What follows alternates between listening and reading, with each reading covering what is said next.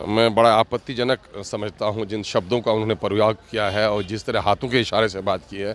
मैं समझता हूं कि ये कहीं से भी उचित नहीं है।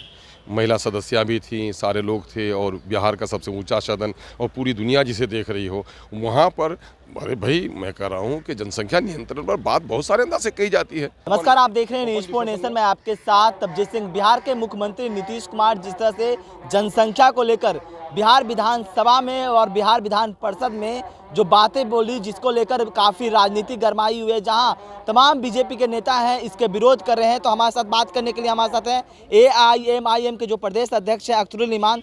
कैसे देख रहे हैं जिस तरह से बिहार के मुख्यमंत्री नीतीश कुमार जनसंख्या को लेकर जो बयान दिए हैं? मैं बड़ा आपत्तिजनक समझता हूं जिन शब्दों का उन्होंने प्रयोग किया है और जिस तरह हाथों के इशारे से बात की है। मैं समझता हूं कि ये कहीं से भी उचित नहीं है। महिला सदस्या भी थीं, सारे लोग थे और बिहार का सबसे ऊंचा सदन और पूरी दुनिया जिसे देख रही हो, वहाँ पर अरे भाई मैं कह रहा हूँ कि जनसंख्या नियंत्रण पर बात बहुत सारे अंदाज से कही जाती है। मैं अक्सर अभी कई साथियों को आपके कहा है कि बिहार के एक महान कवि थे कलीम आजिज साहब, उसने क्या खूब बात कही है।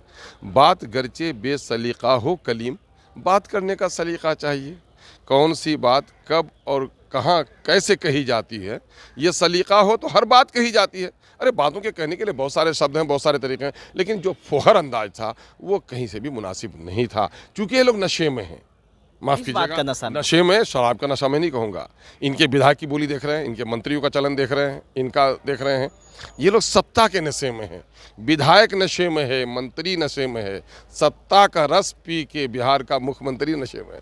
लेकिन बिहार के मुख्यमंत्री नीतीश कुमार तो माफ़ी तो मांगे हैं, जो अपने बातों को उन्होंने कहा कि हम माफ़ी मांगते हैं अगर किसी को बुरा लगा तो। हाँ, अगर किसी को बुरा लगा नहीं, उनको कहना चाहिए कि लोगों को बुरा लगा है, मुझसे गलती हुई, माफ़ी जब मांगनी है तो माफ़ करना चाहिए लोगों को, लेकिन आइंदा न बोलें। लेकिन वो बोलते हैं बार बार। लेकिन बीजेपी इसका लेकर ट्रोल कर रहे हैं, सदन को नहीं चलने दे रहे हैं, तो क्या कुछ अरे बीजेपी के इन लफ्फाजों की बात है ना, ये तो शब्दों के बाजीगर हैं, जुमलेबाज हैं।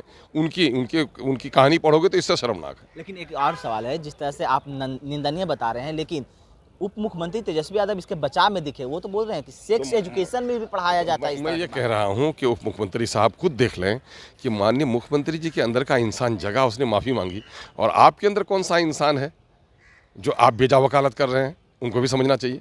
यानी कि उनको भी माफ़ी मांगना चाहिए। अब चलिए उनसे पूछ लीजिएगा। लेकिन आपका क्या है, जिस तरह से आप देख रहे हैं जो राजनीति गरमाती दिख रही है, प्रधानमंत्री भी अब इस पर बात बोलने लगे हैं। आम जनों के हितों से दूर ये सरकार रस्म निभा रही है। बीजेपी के लोगों को सत्ता छीनने का ललक है और ये अपनी कुर्सी कैसे बचाएं उस पर ये काम कर रहे हैं।